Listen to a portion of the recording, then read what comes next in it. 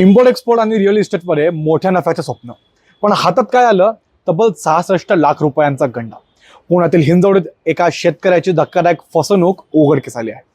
नमस्कार, मी अंशु काशीद आणि आपण पाहत आहात न्यूज डॉट्स. पुणे शहरात गुंतवणुकीच्या नावाखाली होणाऱ्या फसवणुकीच्या घटनांमध्ये वाढ होताना दिसत आहे.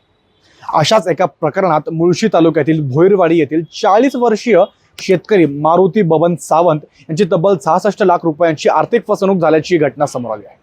मिळालेल्या माहितीनुसार आरोपींनी सावंत यांना इम्पोर्ट एक्सपोर्ट आणि रिअल इस्टेट व्यवसायात मोठा नफा मिळवून देण्याचे आमिष दाखवले. विश्वास संपादन करत त्यांनी सावंत यांना त्यांच्या स्वतःच्या प्लॉटवर बँकेकडून कर्ज काढण्यास भाग पाडले. 12 जानेवारी 2021 ते 2 जुलै 2022 या कालावधीत हिंजवडी, औंध, बाणेर परिसरातील हॉटेलमध्ये बैठका घेऊन आरोपींनी RTGS चेक आणि रोख स्वरूपात एकूण 66 लाख रुपये घेतले. मात्र कोणताही व्यवसाय सुरू न करता, पैसे परत न करता ही रक्कम अपहार केल्याचा आरोप इथे दिसून येत आहे.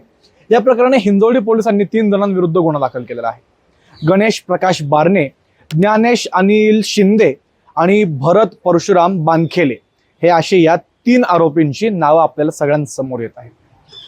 फिर्यादीने पैशांची मागणी केल्यानंतर आरोपींनी धमक्या दिल्याचेही तक्रारीत नमूद आहे. पोलिसांनी भारतीय दंड विधान कलम 420, 406, 506 आणि 34 अंतर्गत गुन्हा दाखल केला असून या प्रकरणाचा तपास पोलीस उपनिरीक्षक कांदे करत आहेत.